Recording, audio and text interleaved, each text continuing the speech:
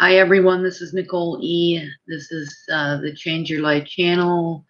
Um, Recently there were some videos on here regarding my sister Mandy, who is um, an Uber and Lyft driver in the south side of Chicago, who is very ill. She's stage 4 cancer with tumors in her liver and her lungs. So I recently got this nice tattoo here to support her. Um, yeah, that's real. But this channel isn't about my sister. It's actually about toxic relationships and the things that we've been through. So I wanted to update the channel. Most people don't know this, but I am divorced now. My divorce was final on the 5th of April, and it's like the first week of May right now. I've had a very difficult month here. I've been trying to decide whether I want to continue to have this channel, whether I want to continue to talk about abusive relationships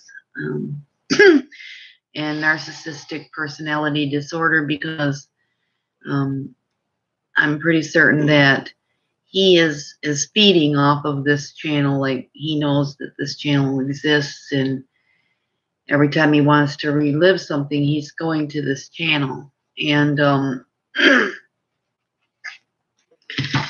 part of your treatment is that you don't have any contact. So I am divorced now, and I sort of want to discuss some things that happened after the divorce. And I am holding back. So I am holding back because I don't want to. I'm just not going to lie about it. I'm holding back a little bit, okay? So, but as you can imagine, when you divorce the narcissist, it's really hard. We didn't have any children together, and I didn't really have to show up in court because I allowed the divorce to go into what's called default, which means that he can have whatever he wants, like he wins. And I didn't do that on purpose. I did that because I had a problem with my attorney, who was a piece of crap. Sorry, but don't know what else to say. I'm not going to reveal the attorney's name, but the attorney didn't help me at all whatsoever. I might as well have been showing up to the baseball game, okay, for appointments. But anyhow, the I got mad at the attorney because they didn't show up for the last appointment that they were supposed to, because of the weather. And so instead of trying to find another attorney within 10 days, I went out and I just decided, whatever, this crap isn't worth fighting over. The properties and this stuff is not even worth fighting over. I don't give a crap if I wind up in a homeless shelter. To see, that was my attitude, is I don't care. Just divorce me from this motherfucker. Just divorce me. So instead of excuse me a second, sorry. Instead of being concerned about what he got and what I got and what we all shared and whatever, I let that go, and I showed up in court on the day of the divorce, even though it was a default. I'm going to tell you why. Okay, first of all, when you show up in the divorce court on the day of the default, I don't know if this is true for every place, but I showed up because I wanted to make damn sure that the divorce actually happened. Because if for some reason he went into the hospital and I was not at the divorce hearing, there would be no one there to tell the judge, we need a divorce. So not only did I tell the judge that we needed a divorce, I also told the judge that he was abusive, and that I'm seeing a domestic violence counselor because of him, you know. And so I did get to have my say in court, but it wasn't even my say that mattered. It was the fact that I just wanted to be done with this crap. I just wanted to be done and over with. So after the divorce happened, I come outside of the courtroom, and he sort of, I don't know how you call it. It was like he was like this towards me, sat down on the bench, and he wanted to talk to me. And I didn't really want to talk to him, but I didn't see any way to get away from him. And we were in the courtroom, and I was like, I didn't want to make a scene. We were in the courthouse. I didn't want to make a scene. And so eventually, I said, do you want to go get some coffee? Because, no, maybe he asked me, but I wanted to leave there. And I think one of us asked the other. I can't remember which one. But I told him that there was absolutely no effing way that I was going to allow him to drive me anywhere. So, anyhow, I asked him for the title to my vehicle, and we went to pick it up. Okay. I had absolutely no intentions of staying the night or being with him for a long period of time. We went over there. I got the title to the vehicle. We talked with each other. He was asking me things like, "Don't you love me?" and "Don't you still love me?" and "Do you want to be with me?" and he was just asking me, "Don't you love me?" all this other stuff. And I'm not a liar. And yes, I did. Yes, I did love him. I'm not going to lie about that. But there's a long line of difference between whether or not you love someone and can be with them because they're sane, or whether or not you love someone and can't be with them because they're not sane. And he would act completely sane sometimes. They know what they're doing, and he'll be completely sane in your face until all of a sudden he decides to click that light switch off and turn on the other one. Okay. So I left his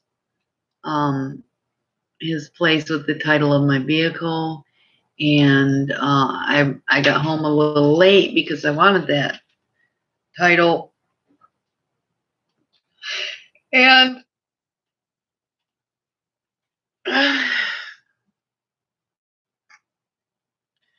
within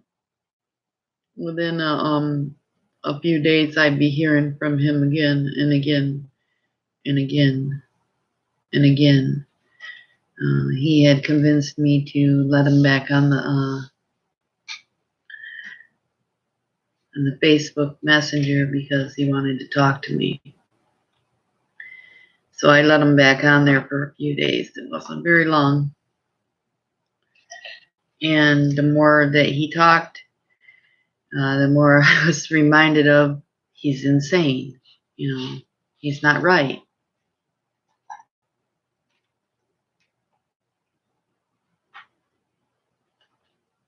Anyhow,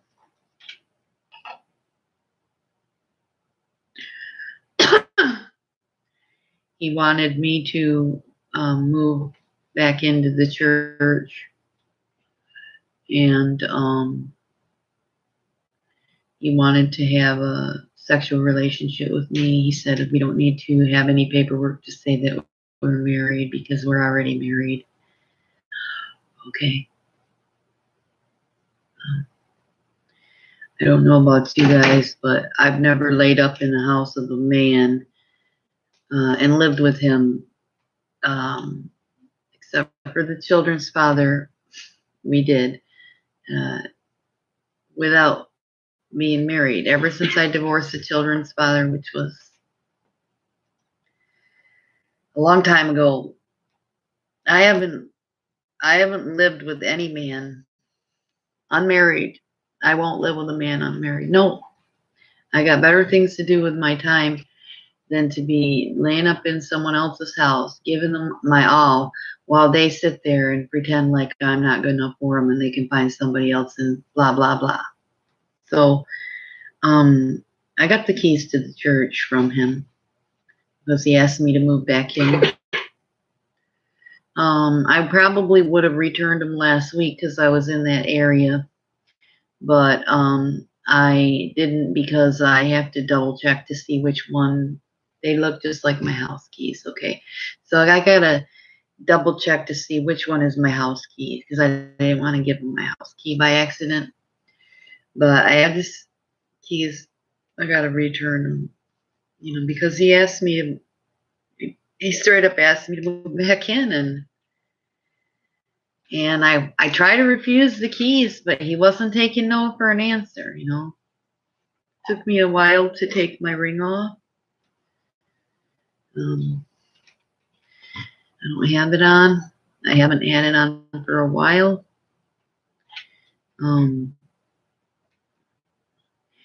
I decided after seeing him a couple times that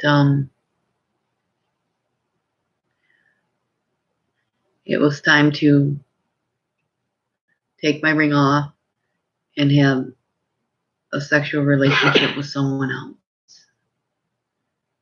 Because you can't move on from one person if you're having a sexual relationship with them.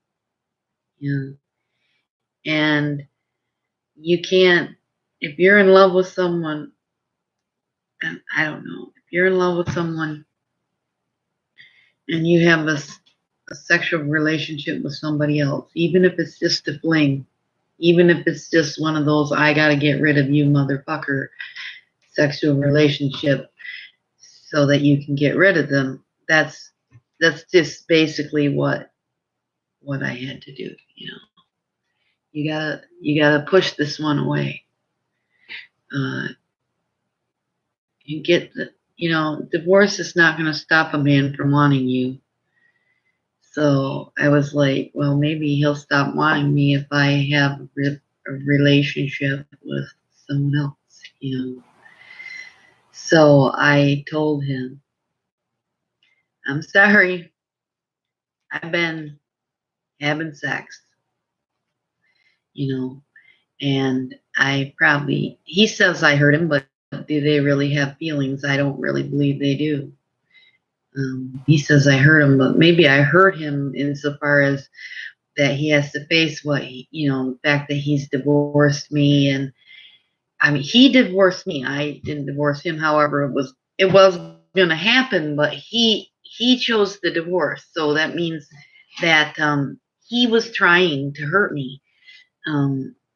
And when you choose a divorce, that doesn't mean that you can have a divorce and that you're going to still see your wife after the divorce and you guys are still going to have sex and you're still going to be in bed together and you're still going to be living. No, it's a divorce.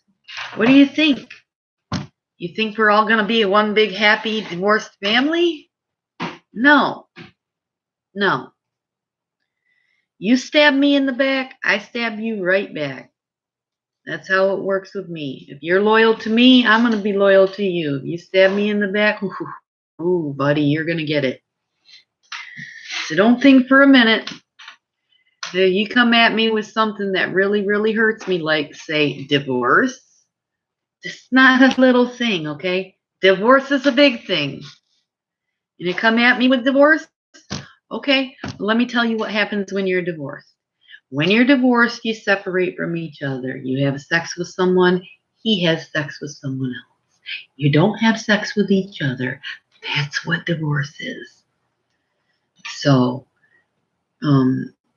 if he was a normal guy, maybe he would have tried to make things work with me, but he's not. He ain't. It ain't. Let's talk about the drama and how much you hurt me and how much it's all your fault that, he's saying this. This is like him saying this to me. It's all your fault that we're not together because you didn't make every single sacrifice in the whole wide world to jump over every single hoop and every single flame of fire that I burnt under your ass and walk over every single eggshell that I threw on the floor so that we could be together. Bull fucking shit. That's not how relationships work, okay? Relationships are 50-50 and it's even. And when someone has a